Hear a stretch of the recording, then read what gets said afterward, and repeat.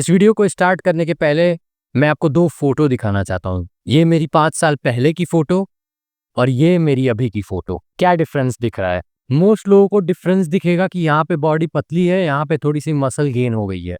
लेकिन मेरे लिए this is not it. Muscle gain करना अपने लाइफ के लिए, अपने लॉन्जेविटी के लिए, अपने हेल्थ के लिए बड़ी अच्छी चीज़ है। लेकिन it's not about the looks, it's not about the muscle. It's the person that I became from there to here. वहां से यहां तक आने की जर्नी में कितनी मुश्किलें थी। जब लोग देखते हैं तो उनको बस दिखता है कि बॉडी ऐसे से ऐसे हो गई, लेकिन जब मैं देखता हूं तो मैं देखता हूं एक हारा हुआ इंसान जिसके पास ना ही कॉन्फिडेंस है, ना ही इतनी हिम्मत है कि वो अपनी बात कभी आगे रख पाए, ना ही उसके पास इतनी गट्स है कि वो कर पाए जो वो करना चाहता है, या वो बोल पाए जो वो बोलना चाहता है। बस वो इस दुनिया में क्रश होके दबा के एक किनारे फेंक दिया गया है। ना ही उसको कोई फ्रीडम मालूम है, ना ही उसको पता है कि इस दुनिया में जीते कैसे हैं, और ना ही उसको कोई आइडिया है कि क्या करना है, कहाँ जाना है और क्या है। कुछ भी आइडिया नहीं है। और ये है बड़े होने के बाद की कहानी। और आपको एक चीज बता दें, कई लोगों को लगता है कि वो 30, 40, 50 साल के हो गए तो दे हैव एन आइडिया। बस लोग अच्छे होते हैं अपनी कमियां और अपनी गलतियां और सही चीजों को ना फॉलो करके, उन सबों को भुला के दूसरे पाथ पे जाना, और ऐसा एक्ट करते हैं कि नहीं, they know in this world. वो इस दुनिया को जानते हैं, वो अपने आप को जानते हैं, वो समझते हैं चीजें ना।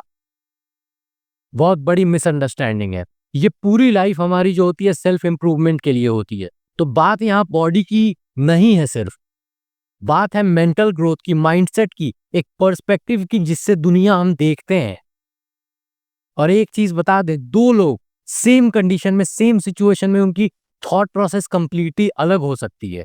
अब आगे बढ़ने से पहले ये देख लेते हैं कि आखिर पर्सनैलिटी होती क्या है और कैसी होती है। पर्सनैलिटी, पर्सोना, आप कैसे दिख रहे हैं। और दिखने का मतलब बस आप फिजिकली कैसे दिख रहे हैं वो नहीं होता है।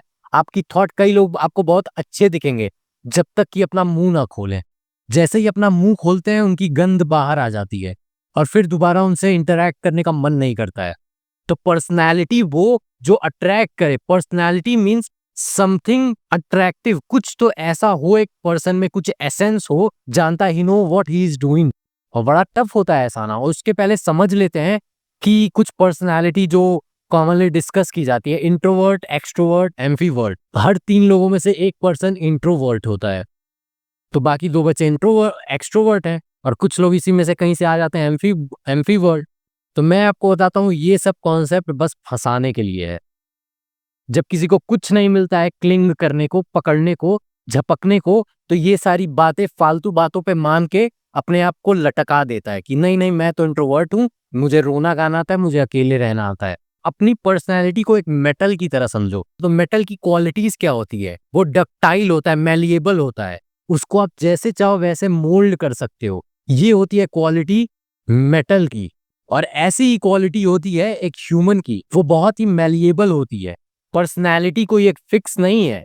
अगर पर्सनैलिटी फिक्स हो जाती तो वो ब्रिटल हो जाती, एक हार्ड रॉक की तरह हो जाती, जो कि टूटने के लिए बहुत ज्यादा, ब्रिटल मतलब जो कि टूटने के लिए बहुत ज्यादा प्रोन है। लेकिन अच्छी बात यह है कि पर्सनैलिटी कभी फिक्स नहीं होती है। You can change. और आप चेंज क्या, आप ही कहीं इंट्रोवर्ट जैसे एक्ट करते हैं और आप ही कहीं एम्पीवर्ट बन जाते हैं, आप ही कहीं एक्सट्रोवर्ट बन जाते हैं। ऐसा कैसे? ऐसा ऐसे है कि पर्सनैलिटी फिक्स नहीं होती है, और उस पे हम लोग कॉन्स्टेंटली इम्प्रूव करके, अपने ऊपर काम करके आगे बढ़ सकते हैं। तो एक चीज ये माइंड से निकाल दो कंप्लीटली कि I am an introvert, I am an extrovert. ये सब बकवास चीजें हैं। तो फिर अब क्या, कुछ तो क्लिंग करने को चाहिए ना। बता देता हूं क्या क्लिंग करने को चाहिए। जैसी रिक्वायरमेंट हो वैसा बिहेव या एक्ट करो। जैसी रिक्वायरमेंट वैसा behaviour. Simple, simple as that. जब आपको अपने लिए खड़े होना है तो आप समाज नहीं देखोगे। जब आपके साथ गलत हो रहा हो तो आप अपनी आवाज उठाओगे। और जब आपको नहीं पता हो, जब आपके लायक काम नहीं हो रहा हो, जब आपके लायक बातें नहीं हो रहा हो, तो चुपचाप बैठ के इंट्रोवर्ट जैसे बने रहो। तो पर्सनैलिटी हमेशा डायनामिक होती है, और ये बात नवल रविकांत कहते हैं। नवल रविकांत आज के जमाने में एक फिलोसोफर कह लो या मोस्ट इंटेलेक्चुअल, एक जो होता है आदमी अपने इंटेलेक्ट पे काम करता है, वो है। और वो लगभग जितनी बात कहते हैं वो सब सही ही कहते हैं, क्योंकि वो पहले तो एज का डिफरेंस आ जाता है। इतने सारे सालों से वो चीज़ों को स्टडी कर रहे हैं अपने अंदर और उससे वो सारी चीज़ें फिगर आउट कर ली हैं। How to live in this world, how to be happy, who is God, business, life, money, सब चीज़ को वो मास्टर कर लिए हैं। क्यों? क्योंकि वो काम किए हैं। तो अब आ जाते हैं अगर इतनी बात समझ में आ गई कि पर्सनैलिटी मैलिएबल है, मेटल की तरह, हम लोग अपने पर्सनैलिटी को मोल्ड कर सकते हैं। मेरे अकॉर्डिंग सबसे बेस्ट पर्सनैलिटी वो है जो आप खुद डिसाइड करें कि मुझे कब, कहाँ, कैसे एक्ट करना है और ये होगा अपने आप पे सेल्फ मास्टरी पाने से। सबसे बड़ा प्रॉब्लम मेरा पहले हुआ करता था कि मैं बिहेव कैसे करूं, मैं एक्ट कैसे करूं, एक्सप्रेस तो दूर की बात, मुझे कुछ समझ ही नहीं आता था। बस मैं चुपचाप देखता था। मुझे कितने टाइम तो ये चीज में लग गया कि मैं किस जगह कैसे बिहेव करूं, how should I act, how should I behave. मैं पब्लिक में जाता तो नहीं, मैं फ्रेंड्स एंड फैमिली के साथ रहता था तो नहीं पता था कैसे मुझे क्या करना है।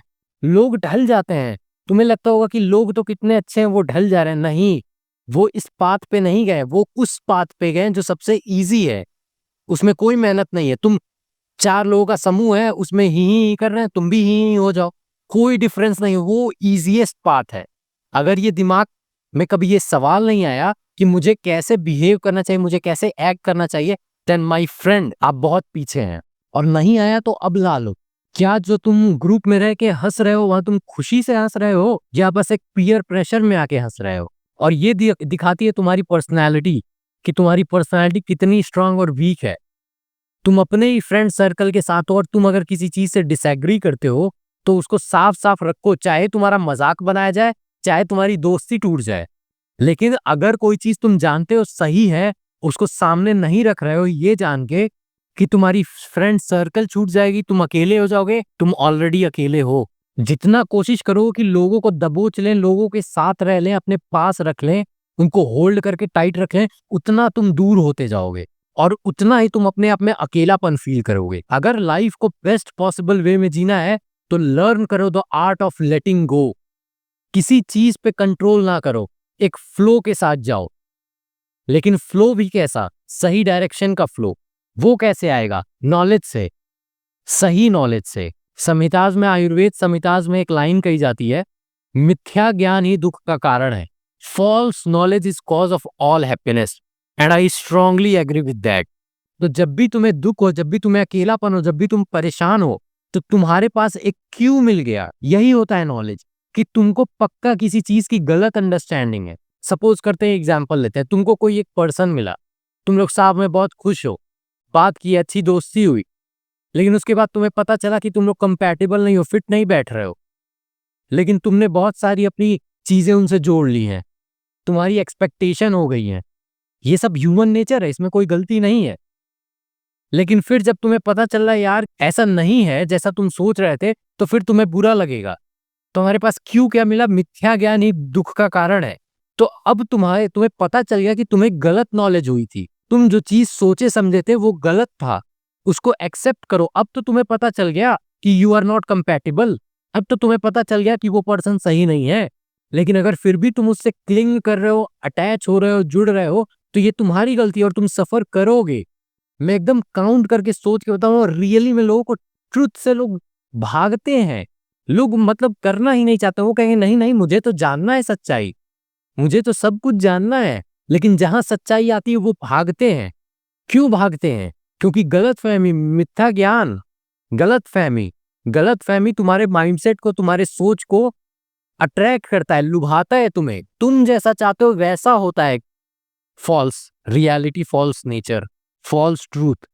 ट्रू जो होगा वो तो होगा, तुम एक्सेप्ट करो चाहे ना करो। तो आते हैं कि how should you act in public, friends and family के सामने कैसे एक्ट करो। तो बड़ा सिंपल जवाब है कि बी योरसेल्फ। हर कोई कह देता है भाई बी योरसेल्फ, तुम जानते भी हो खुद को कि बी योरसेल्फ रहोगे।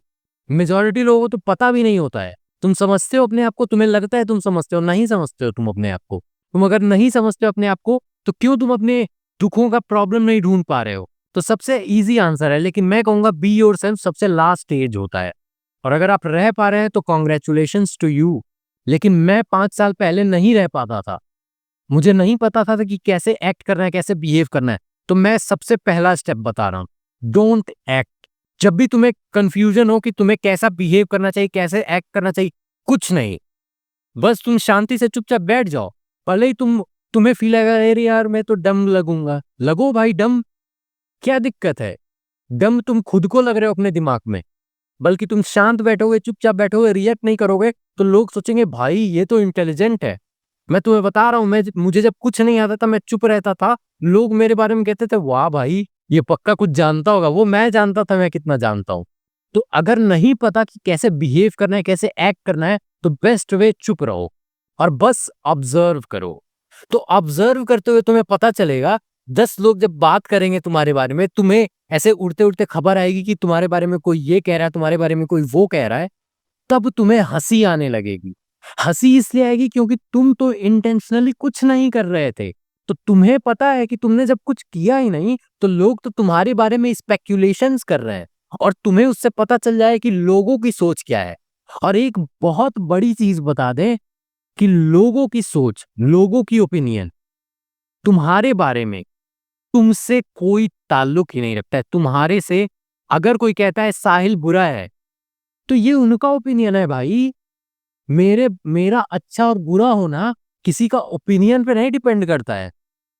ये मैं जानता हूं कि मैं अच्छा हूं कि बुरा, ये मैं डिसाइड करूंगा अपने आप में कि मैं अच्छा हूं कि बुरा। कोई आके 10 लोग, पूरी दुनिया तुम्हारे अगेंस्ट हो जाए, पूरी दुनिया तुम पे उंगली उठाए, लेकिन तुम्हें अपने ऊपर इतना भरोसा होना चाहिए दैट यू आर राइट। ये इजी काम नहीं है, क्योंकि ये बहुत चैलेंजेस से आता है। ये ऐसा नहीं कि लोगों में घुलना बड़ा आसान होता है। लोग तुम्हारे पे उंगली उठा के दे भाई तुम गलत हो, बहुत इजी है भाई, तुम बैठ जाओ उसको लेके कि हाँ भाई मैं तो गलत हूं, और फिर उदास हो जाओ, तुम उससे अफेक्टेड हो जाओ बहुत बुरी तरीके से। तो ये चीज माइंड में क्लियर कर देना, तुम्हारे बारे में कोई कुछ भी कहता है, चाहे तुम्हारे कोई कितना भी क्लोज हो, वो बस उनका ओपिनियन है, उनका परसेप्शन ऑफ रियलिटी है। वो जिस तरह से दुनिया देखते हैं, उसी तरह से एक उनका बाई प्रोडक्ट है उनका नजरिया तुमको लेके। तो कभी किसी के चंगुल में मत फंसना। हाँ, तुम्हें कोई तारीफ कर रहा है, कोई अप्रिशिएट कर रहा है, तुम्हें कोई तारीफ कर रहा है तो अप्रिशिएट करो, ठीक है। तुम्हारी कोई बुराई कर रहा है तो ठीक है भाई, करने दो। लेकिन you should know from bottom of your self, अपने अंदर से तुम्हें पता होना चाहिए कि तुम क्या हो।